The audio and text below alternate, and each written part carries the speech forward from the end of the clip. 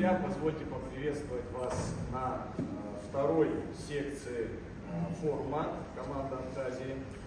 Тема нашего сегодняшнего дня – это энергетика, инфраструктура и сельское хозяйство, устойчивость и развитие. Работа нашей секции будет построена следующим образом. Все спикеры, эксперты будут выступать сидя. Формат предполагается в виде диалога, поэтому основные правила. Спикерам предоставляется не более 5-7 минут для озвучивания информации.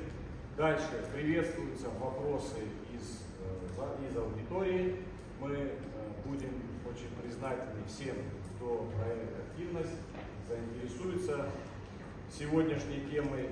Темы, которые мы сегодня обсуждаем, являются, на мой взгляд, фундаментальными, и судьба и развитие этих отраслей для нашего с вами государства, она принципиально важна.